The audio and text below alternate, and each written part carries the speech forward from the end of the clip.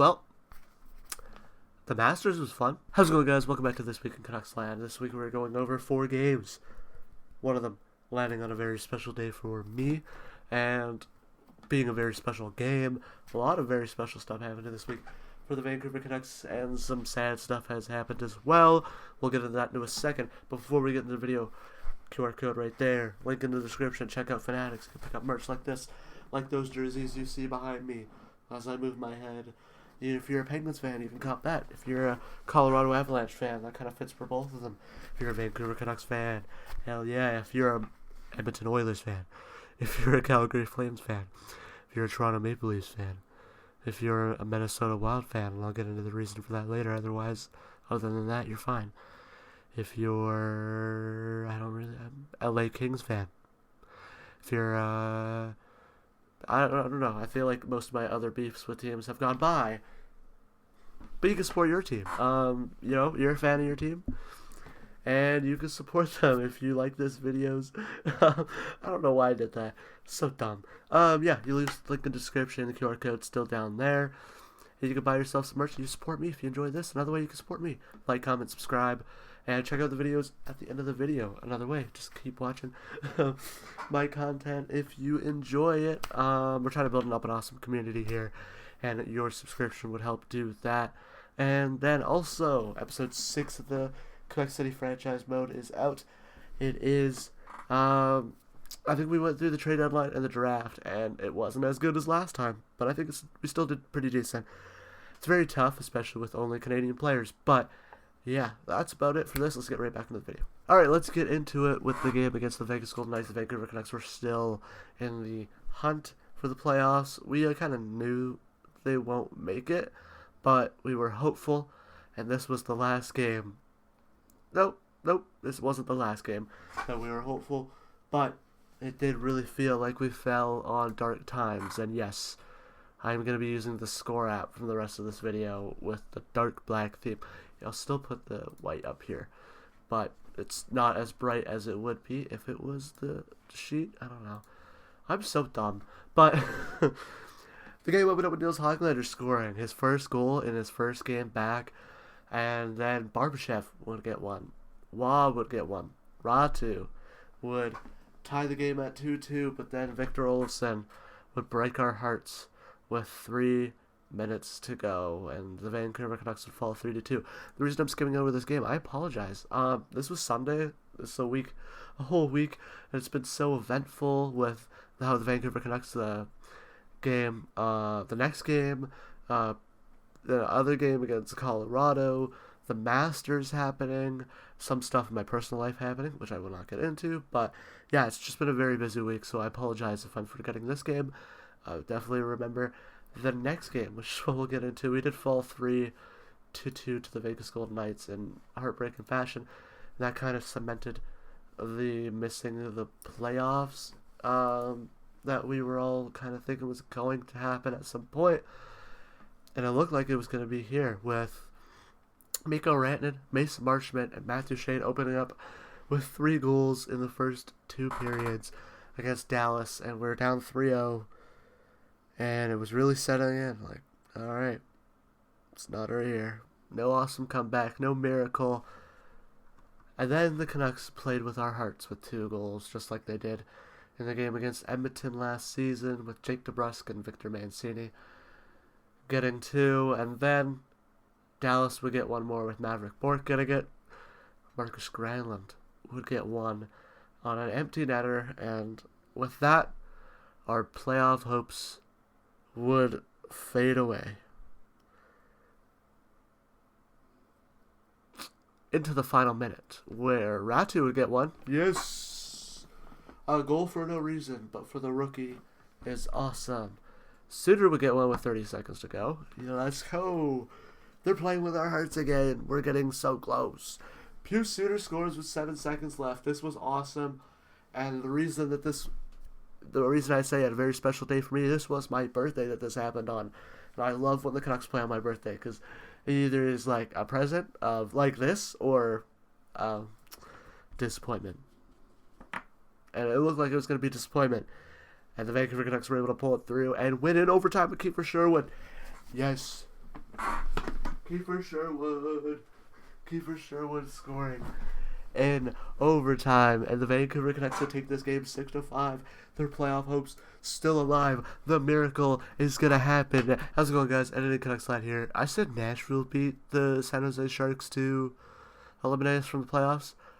That is incorrect, and that it's a simple mistake, but incorrect. It was Minnesota who did it. Minnesota eliminated us. So yeah, let's get right back into it. Bye. Have fun. That's where the fun goes away now, as this game meant nothing. But the next game against the Colorado Avalanche, the Vancouver Canucks would win. I don't care. Bring the light back. We beat Colorado in a statement game. Hey, we can still beat good teams. With Jake DeBrusk getting the first goal. Kiefer Sherwood. I'm just having fun at this point. Honestly, we missed the playoffs. I'm just going to have fun with these videos. Be goofy. Getting a goal. He owns the Colorado Avalanche this year with that natty hattie and the shorthanded goal within that hat trick. And then this one here. I don't think he got another one that other game. I forget. Devon Toews would get one. And a roles reverse one where Charlie Coyle was up at the point. He'd shoot it. Oh yeah, I should probably... Jake DeBrusk. Was that goal? No, that was the Dallas goal. Jake DeBrusk would score, assisted by Kiefer Sherwood. I don't remember it. Oh yeah, it was deflected weirdly over Georgiev. Then Kiefer Sherwood would snipe one. Devon Toews. So Charlie Coyle. I want to point the camera at the score right now and show you why I don't like it. I have Charlie Coyle as the secondary assist, but Cale Makar is the primary. Charlie Coyle shoots it from the point. Devon Toews tips it in. Roles reversed. It should be Toews to Coyle, but I don't know. I kind of like it when those goals happen when a forward and a defenseman is low and he scores. And then, even if it's against us, it's always nice to see. Dakota Joshua will get one, and then Niels Hoglander will pick up the empty netter. And the Vancouver Canucks would, in a statement game, beat the Colorado Avalanche in the game that happened last night against the Minnesota Wild. Are you ready for me to get colorful about this one? Because, oh my god, there's some controversy. And a lot of people are going to be like, oh, well, there wasn't that much. I wouldn't say there wasn't that much controversy. They kind of made the right call. They made a call. I don't agree with it.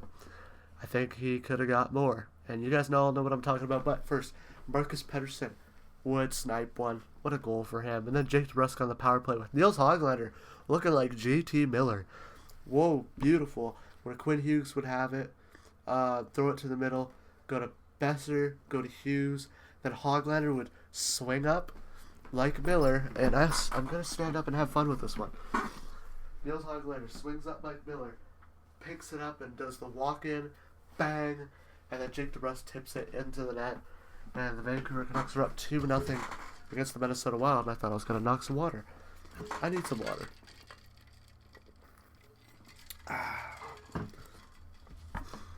I know it's very I don't know if it's feminine to have a water bottle like this.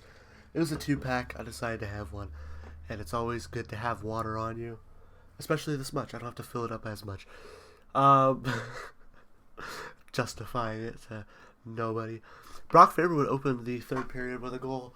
And then this is where it would happen. Now I can talk about it. Derek Forbert. Am I right about that? It's Derek Forbert. And Yakov Trenin would get into a fight. And then it would be fine. Apologies, my nose is a little cut. And we're back. I'm so dumb. I'm just having fun now. How many times can I say that?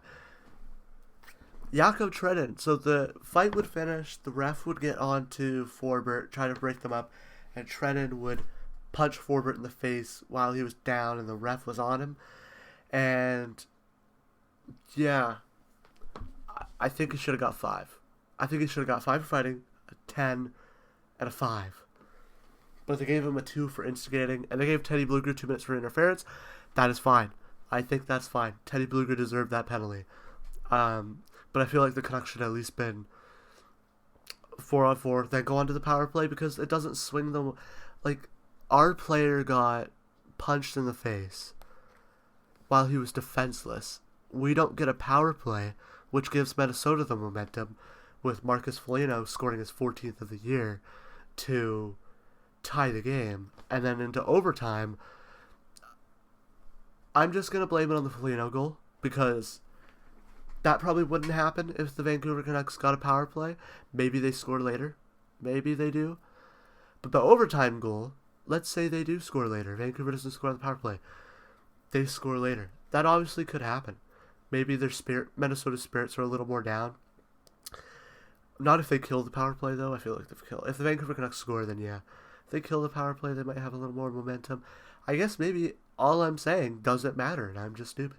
But that overtime goal is the Vancouver Canucks. How are you going to let him just walk through all three of you and then leave him wide open for Kaprizov to find him and put it in the net? Like, how does he just walk through, and then none of you are like, oh, maybe we should go get that guy?